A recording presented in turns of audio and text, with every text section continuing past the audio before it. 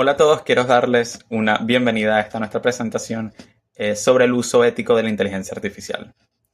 Esta presentación se las brinda la profesora Carmen Santamaría y mi persona, Pedro Sánchez. En la misma vamos a hablar sobre la inteligencia artificial como espejo de la inteligencia, vamos a hablar sobre la inteligencia humana, la inteligencia artificial y cuáles son sus diferencias. Y vamos a hablar también sobre la IA como piso, no como techo. Eso es decir, el uso más básico de la IA y el uso mayor de la IA, ¿no? ¿Qué beneficios podría traer y también qué detrimentos tiene el uso de la inteligencia artificial? Que lo disfruten.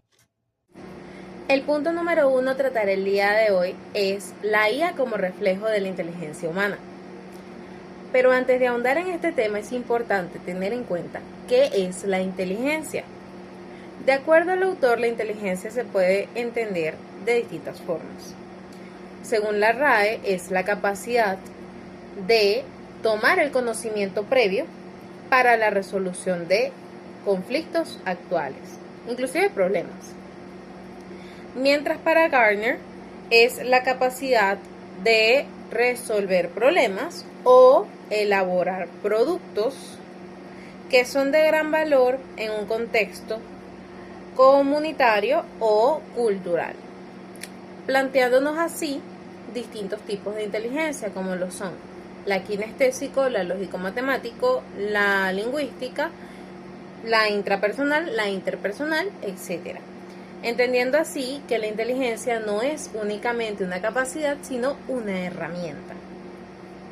A su vez, Gottfredson, 1997, nos ofrece un concepto donde tiene en cuenta la inteligencia como una capacidad mental muy general que incluye la aptitud para razonar, planear, resolver problemas, pensar de forma abstracta, comprender ideas complejas, aprender rápidamente y de la experiencia.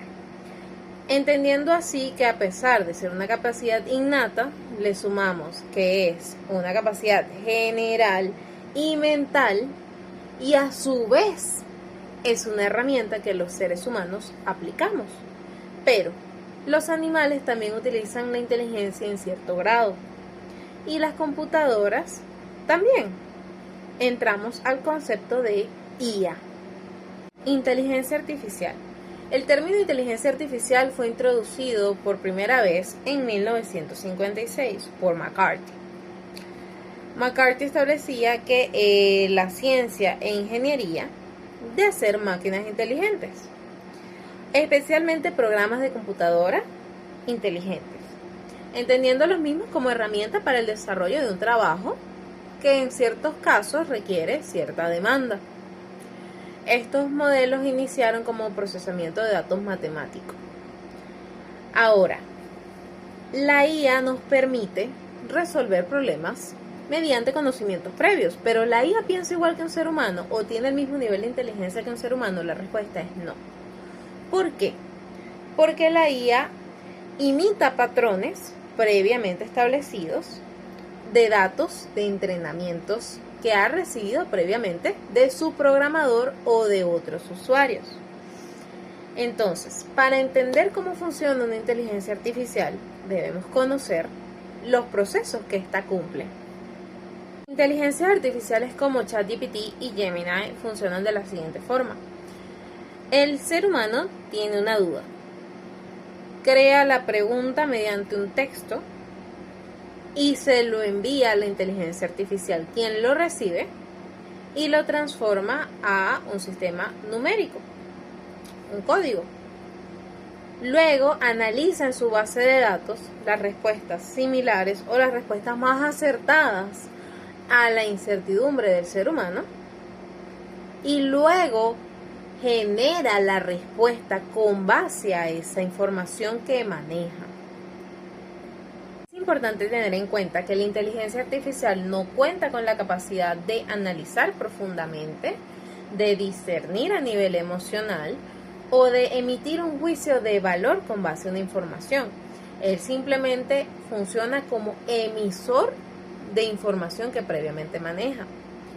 Ahora, ¿qué pasa con la inteligencia artificial? Nosotros como estudiantes, como seres humanos, como personas que requerimos información constantemente, podemos solicitarle a la inteligencia artificial, por ejemplo, bríndame 3 ejemplos de uso ético de la inteligencia artificial. Si la inteligencia artificial mantiene 2 ejemplos en su base de datos previamente adquirida y previamente aprobada por su programador, va a generar un sesgo, porque va, independientemente de mantengo o no mantengo la información, debo responder la pregunta. Entonces, genero una tercera respuesta con base a las 2 primeras. ¿Es ético aplicar esa información o esa interpretación sin mirar a otro lado? No necesariamente. Porque como estamos diciendo, la inteligencia artificial por sí sola no maneja un procesamiento de la información o un entendimiento profundo de la misma.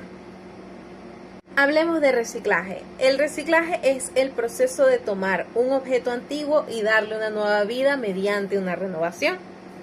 Pues lo mismo pasa a nivel cerebral y neuronal. Cuando aprendemos algo nuevo, cuando estudiamos un contenido nuevo, cuando leemos, cuando escribimos, etc. Todas estas situaciones nos llevan a reciclar, inclusive reactivar algunos circuitos neuronales primates que se mantienen en nuestro cerebro a día de hoy. Ahora, ¿por qué es importante conocer este concepto? Porque a día de hoy, con la implementación de la inteligencia artificial, debemos realizar no únicamente un reciclaje neuronal, ahora también un reciclaje pedagógico, en el cual los docentes, inclusive estudiantes, debemos adaptar los conocimientos, reutilizar las competencias tradicionales para integrar estas nuevas herramientas en el aula de manera ética y efectiva. Un ejemplo de esto es la aplicación de la inteligencia artificial para la creación de material didáctico y educativo. ¿Cómo? ¿De qué forma?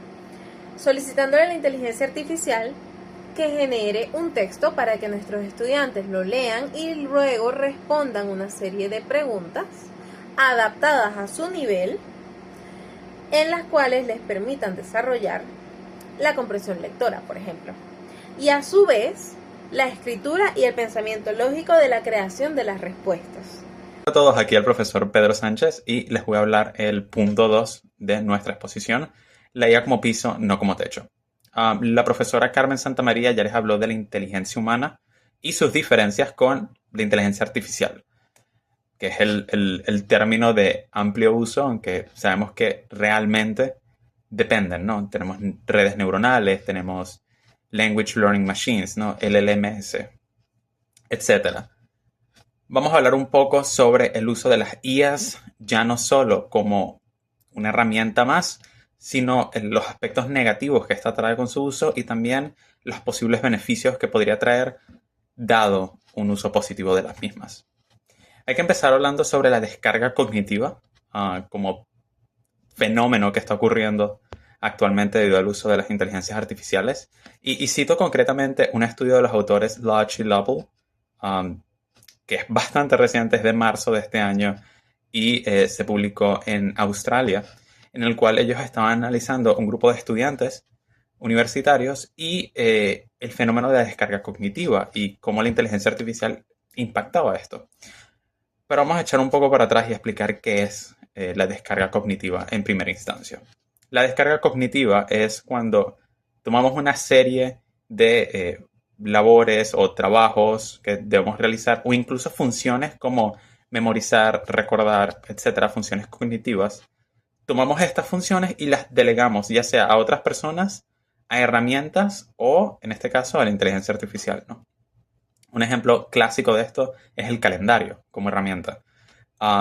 Si no tienes un calendario, tienes que estar recordando constantemente fechas importantes, qué día tienes que hacer esto, qué día tienes que hacer lo otro, festividades incluso, ¿no? Si trabajas, por ejemplo, y tienes ciertos días libres, los días festivos, o tienes que hacer ciertas actividades en ciertos días concretos.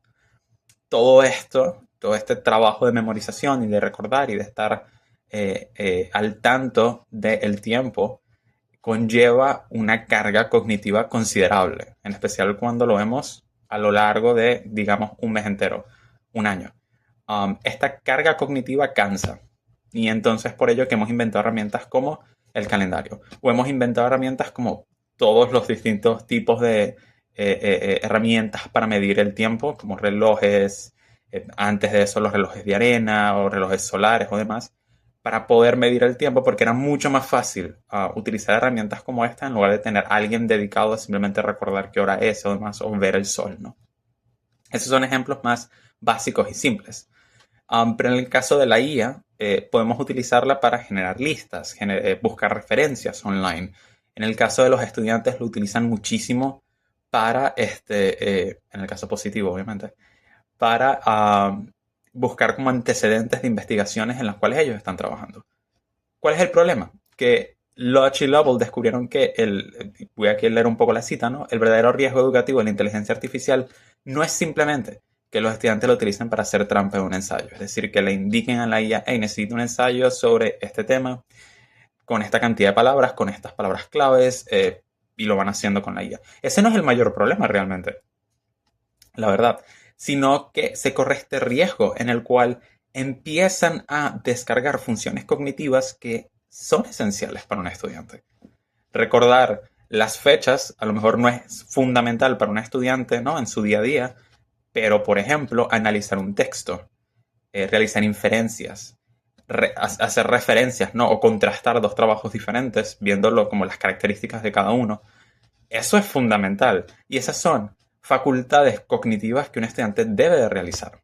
Debe de aprender a usarlas correctamente. El pensamiento crítico, al final del día, es una herramienta, una técnica que se desarrolla con el uso. Cuando uno nace, uno tiene pensamiento literal y poco a poco vas aprendiendo, por ejemplo, el pensamiento figurado, y vas aprendiendo también otras habilidades metacognitivas, entre las cuales se incluye el pensamiento crítico, al igual que el pensamiento inductivo y deductivo y demás, y estas se desarrollan es con la práctica. Los estudiantes, al delegarlo a la IA, delegar todo esto a la IA, bueno, no lo desarrollan. Y aquí tenemos un grave problema, ¿no? El riesgo más grave es que la IA pueda interferir de manera fundamental en los procesos cognitivos de construcción y verificación del conocimiento, que son los pilares del aprendizaje. Entonces, claro, la IA te da una respuesta rápida. Tú, como estudiante, ¿no? Como usuario, el cual ha recurrido a la IA, pones un menor esfuerzo en el trabajo y el resultado es un aprendizaje menor o malinterpretar la información, que dependiendo del contexto, uno puede ser peor que el otro. Ahora, esto es por un lado, ¿no? Tomando la IA, el uso de la IA constante para esto, para realizar esto, la descarga cognitiva puede tener implicaciones, valga la redundancia un poco, ¿no? Negativas en el aprendizaje, pero también hay que ver la IA como piso y como techo, es decir, la IA en su uso más básico y más burdo, y también la IA en su mejor uso, o en su uso ideal. Por un lado tenemos el estudio de Gerlich, en donde habló de la inteligencia artificial ofrece beneficios, innegables obviamente, en términos de eficiencia y accesibilidad. Lo cual esto es muy importante. Muchas veces los estudiantes quieren una enseñanza especializada o personalizada. Es decir, quieren hacer preguntas concretas sobre temas concretos. La inteligencia artificial les ofrece eso. Les ofrece respuestas a dudas que puedan tener en un momento determinado. El problema, claro está, en que pueden disminuir, como dice la cita, inadvertidamente la participación de los usuarios en procesos de pensamiento profundo y reflexivo. Es decir, como mencionaba anteriormente, no solo es que le estés delegando a la IA que realice este trabajo escrito, que realice esta investigación, sino que cuando se trata de trabajos en los que el estudiante debe de analizar, debe de inferir, o son trabajos creativos, es decir, el estudiante tiene que generar un ensayo interpretativo, por ejemplo, y tiene que llegar a sus propias conclusiones, y le pide a la IA, hey, analiza este texto y dime cuáles son las conclusiones básicas que podría llegar uno. no está realizando el proceso más importante. Porque al final del día, cuando uno invita a los estudiantes o directamente haces evaluaciones como ensayos, trabajos escritos, investigaciones, incluso pruebas tipo ensayo, exposiciones y demás, lo que buscamos no es el resultado final. Bueno, sí un poco, ¿no? Porque hay que evaluarlo. Pero aquí lo importante es el proceso. Es como el estudiante analiza la información, la interpreta, es creativo y construye el texto o construye la exposición de cierta manera. Eso es lo que buscamos, es el proceso. El resultado final es un efecto secundario de que el estudiante ha trabajado con la información, se ha metido de lleno en ello y ha un poco ha internalizado la información. Ahora, aquí tenemos la otra perspectiva que es de Parga, la cual dice que la IA puede ofrecer beneficios como el acceso a la información, la personalización del aprendizaje que mencioné anteriormente, la evaluación de los estudiantes y la formación de los docentes y la implementación de los campus inteligentes. Esto es muy cierto. La IA puede traer beneficios siempre y cuando el estudiante no delegue las partes cognitivamente más significativas del proceso de aprendizaje a la IA. Es muy útil para generar listas y buscar antecedentes, utilizarlo como un navegador más profundo, un navegador con el cual puedes darle como instrucciones más específicas de lo que quieres, ¿no? Pero bueno, ¿qué resultados entonces tenemos? Por un lado tenemos que la IA tiene todo este enorme campo de posibilidades que las instituciones educativas podrían aprovechar y los estudiantes podrían aprovechar si son críticos de su uso de la herramienta. Pero al mismo tiempo tenemos que diría que es una oportunidad, pero realmente no es una oportunidad. Se está utilizando, esta es la realidad, no se está utilizando de mala manera en la inmensa mayoría de casos.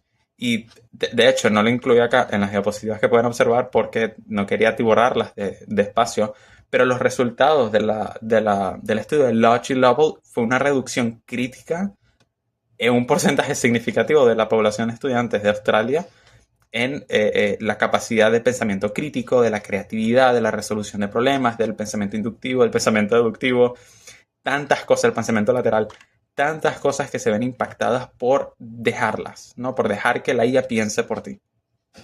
Un gran problema. Incluso esto se puede ver en redes sociales como por ejemplo Twitter, para aquellos que lo hayan visto, que esta Grok, que esta inteligencia artificial parte de la red social, es parte de la plataforma y los usuarios pueden acceder a ella y hacerle preguntas y pedirle esto y demás.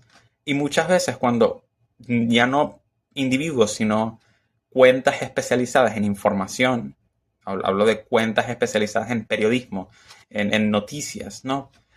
Publican estos artículos y los comparten en Twitter para que todo el mundo lo vea, para que tenga mayor difusión. Y los usuarios le preguntan a Grok si es real, ¿no? Le preguntan qué veracidad hay en ese artículo o esa noticia. En lugar de ellos leerla, le dicen a la IA que lo interprete por ellos. No solamente afecta al estudiantado, ¿no? Que aquí como maestrantes de lingüística, obviamente, bueno, y en un pedagógico estamos enfocados en cómo afecta a los estudiantes, pero va más allá, la realidad. Entonces, ¿qué resultados tenemos? Aquí lo dejé bien sintetizado. La IA no debe pensar por el estudiante, sino reflejar de vuelta lo que esté ya concluido. Es decir, el estudiante tiene que, por su cuenta, analizar, tiene que por su cuenta pensar. Y luego puede hablar con la IA, puede decir, tengo esta idea, ¿ok? Modifícala, dale otra, mueve los párrafos, ¿no? Dame referencias a partir de esta idea, dime algo, ¿no? Y entonces la IA puede darle más información, pero en este caso sería más similar a una conversación que tendrías con un amigo, ¿no? Pero bueno, no puedes tener a tu amigo todo el tiempo allí, ¿no? Estás haciendo un trabajo hoy a las 7 de la mañana y necesitas obviamente la IA, no puedes estar llamando a alguien. Eso es un uso útil. Pero sería más similar a tener una conversación con un amigo en donde tú le suministras información, él te da una respuesta, tú la criticas, tú la aceptas, tú contrastas. A simplemente decir, a poner ahí el link de una página y decirle analízala, o subir un PDF y decir analízalo. Bueno, no puedes subir PDFs, pero puedes subir imágenes y decir analiza la imagen y dime qué tal, ¿no? Y esto es una oportunidad, de verdad considero, para que las instituciones venezolanas se modernicen. Bueno, y no solo venezolanas, instituciones de todo el mundo se modernicen y tomen la problemática de la IA como una oportunidad beneficiosa si se toman las decisiones correctas. No si se deja todo a manos de la IA. Bueno, con esto cierro el punto 2. Y el punto final, lo que sería como una síntesis, y se va a hablar también un poco de la responsabilidad y el compromiso que tenemos los docentes. Ya sería ahí una discusión a nivel ético de la problemática de la IA. Estará a cargo de la profesora María Vargas a continuación. Muchas gracias. También aquí están las referencias por si quieren contrastar la información. Aquí están las referencias y muchísimas gracias.